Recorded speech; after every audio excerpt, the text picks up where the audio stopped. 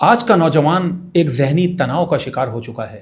کئی لوگوں کے نزدیک دین اور کیریئر یہ دونوں ایک دوسرے کے مد مقابل چیزیں ہیں، جبکہ یہ سوچ بالکل ہی غلط ہے۔ کئی لوگ یہ سمجھتے ہیں کہ اگر ہم دین میں آگے جا رہے ہیں تو شاید ہمارا کیریئر بہتر نہیں ہوگا۔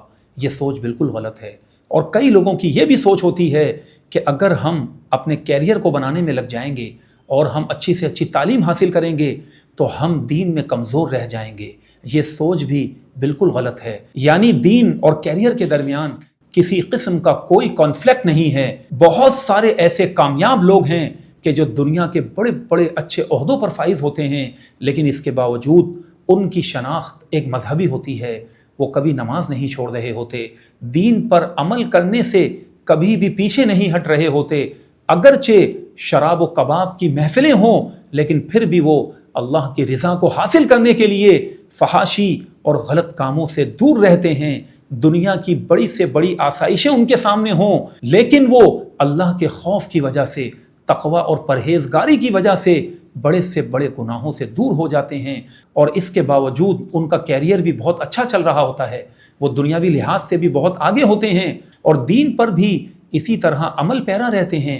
لہٰذا یہ کبھی بھی نہ سوچیں کہ اگر کوئی شخص مذہبی حلیے میں چلا جائے گا یا جسے عوامی زبان میں کہا جاتا ہے کہ مولوی بن جائے گا تو وہ دنیا میں کامیاب نہیں ہو سکتا۔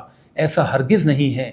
دین پر عمل کریں، سختی سے عمل کریں اور اپنے آپ پر فخر کریں کہ رب العالمین کا شکر ہے کہ اس نے ہمیں مسلمان گھرانے میں پیدا کیا اور ہم اہل توحید اور اہل اسلام ہیں۔ الحمدللہ رب العالمین، اس رب کا شکر ادا کرتے ہوئے، اپنے دین پر عمل کرتے ہوئے دنیا کی جس بھی فیلڈ میں آپ ہیں آگے بڑھیں۔ بس یہ ضرور سوچ لیں کہ کہیں کسی کام کو کرتے ہوئے ایسا تو نہیں ہے کہ ہماری پرائرٹی صرف اور صرف دنیا رہ گئی ہے اور ہم حلال و حرام کی تمیز بھی کھو بیٹھے ہیں۔ یہ چیز نہیں ہونی چاہیے۔ باقی اپنی دنیا میں آگے بڑھیں، رب کو راضی کرتے رہیں، پھر دیکھیں کہ یہ زندگی کیسے سکون و اطمینان اور خیر و برکت کے ساتھ گزرتی ہے۔